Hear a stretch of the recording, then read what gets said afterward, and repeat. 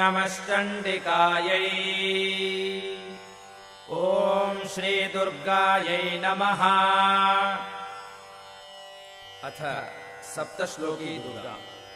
शिव उवाच देवि त्वम् भक्तसुलभे सर्वकार्यविधायिनी कलौ हि कार्यसिद्ध्यर्थम् उपायम् ब्रूहि यत्नतः।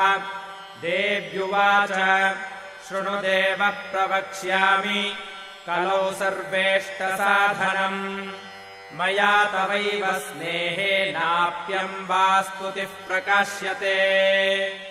ॐ अस्य श्रीदुर्गा सप्तश्लोकी स्तोत्रमन्त्रस्य नारायण ऋषिः अनुष्टुप्छन्दः। श्रीमहाकाली महालक्ष्मी महासरस्वत्यो देवताः श्रीदुर्गा प्रीत्यर्थम् सप्तश्लोकी दुर्गा पाठे विनियोगः। ॐ ज्ञानिनामपि चेतांसि देवी भगवती हि सा बलादाकृष्य मोहाय महामाया प्रयच्छति। दुर्गे स्मृता हरसि भीतिमशेषजन्तोः स्वस्थैः स्मृता मतिमतीव शुभाम् ददासि। दारिद्र्यदुःखभयहारिणिका त्वदन्या सर्वोपकारकरणाय सदार्द्रचित्ता। सर्वमङ्गलमाङ्गल्ये शिवे सर्वार्थसाधिके शरण्ये त्र्यम्बके गौरि नारायणि नमोऽस्तुते।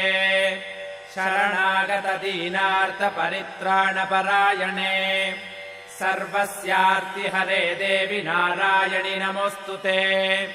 सर्वस्वरूपे सर्वेशे सर्वशक्तिसमन्विते भयेभ्यस्त्राहिनो देवि दुर्गे देवि नमोऽस्तुते। रोगानशेषानपहंसि तुष्टारुष्टातु कामान् सकलानभीष्टान्।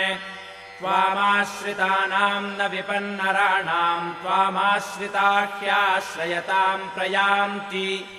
सर्वाबाधा प्रशमनम् त्रैलोक्यस्याखिलेश्वरि एवमेव त्वया कार्यमस्मद्वैरिविनाशनम्। इति श्रीसप्तश्लोकी दुर्गा सम्पूर्णा।